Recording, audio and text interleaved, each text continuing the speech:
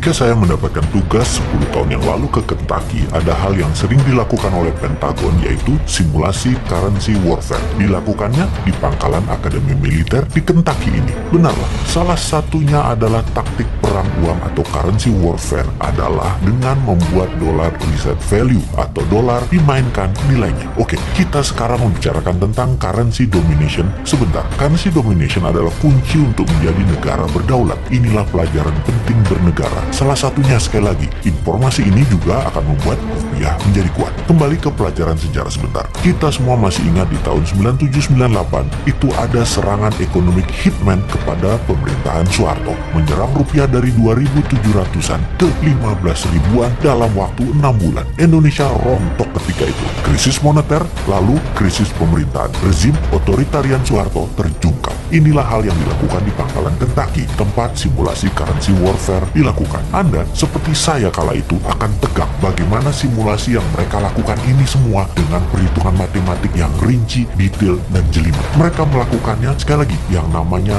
dollar reset value. Simulasinya banyak ragam, dimana ketika saya hadir waktu itu, mereka mensimulasikannya adalah mereka menaikkan nilai dolar 30% dari nilai saat ini. Misalnya, 1 dolar adalah 14.500 rupiah, dibuat 1 dolar 20.000 rupiah. Jadi, Indonesia yang memiliki hutang dalam dolar sekitar 450 billion dolar atau sekitar 6.000 triliun rupiah, mendadak dalam sekejap hutangnya jadi 9.000 triliun rupiah. Bangkrut itu pemerintah dalam seketika kalau hal itu dilakukan, yaitu dolar nilainya dinaikkan 30%. Lalu dalam layar simulasi ada nilai currency dolar terhadap 190 negara di dunia. Dilihat apa yang terjadi, bagaimana dengan negara Singapura, bagaimana dengan Jepang, bagaimana dengan negara Eropa, bagaimana dengan Tiongkok, dan lain sebagainya. Menariknya, ketika dolar dinaikkan 30%, Tiongkok tidak rubuh. Cadangan devisa mereka, walau ada dolar, namun gold di Tiongkok kuat dan banyak. Juga yuan dipakai di beberapa negara mitra mereka, membuat Tiongkok kuat. Simulasi kedua, nilai dolar dijatuhkan 50%. Ekspor barang Indonesia dalam dolar jadi hancur. Indonesia rubuh juga. Dalam bahasa Lemhanasnya adalah fail state. Dan hebatnya lagi, Tiongkok tidak rubuh ketika dolar dilemahkan 50%. Simulasi berikutnya yaitu dolar di-cut 80% alias tinggal 20%. Ternyata Tiongkok juga tidak lumpuh. Pokoknya di harga dolar berapapun Tiongkok kuat, bahkan Amerika yang rugi. Menariknya, Indonesia di level turun 20%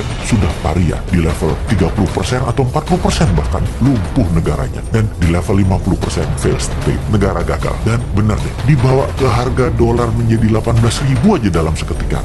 Biar pemerintah Indonesia. Sekedar mengingatkan, yang rugi pemerintahnya ya, bukan negaranya loh ya. Oke, itu adalah salah satu di antara banyak informasi di Kentucky. Apalagi oleh-oleh dari Kentucky, pangkalan dan akademi militernya keren abis. Tempat latihan fisiknya, latihan baris berbarisnya, latihan jungle survivalnya, pelatih-pelatihnya, world class semua. Dan ketika summer, anak-anak remaja digojlok di summer camp, dibuat kekinian pusat pendidikannya. Suara musik, bernyanyi, api unggun, sharing, kegiatan olahraga, hobi, semua berubah menjadi tempat yang seru bagi anak remaja dengan disiplin militer yang tinggi. Masuk pendaftarannya bahkan ngantri sampai berbulan-bulan, dibatasi kepesertaan anggota demi hasil maksimum. Sungguh pengalaman di Kentucky tersebut saya akan bawa ke tim camp kita di Millionaire Teen Bootcamp 2021 ini, lengkap dengan pelatih anggota pasukan khusus yang memang elit dan terbaik yang melatih anak kita. Juga tim paskibraka nasional yang akan membimbing mereka, ditambah pelajaran bela negara oleh instruktur Lemhanas, plus yang Millionaire program oleh Bosman. Selamat bergabung.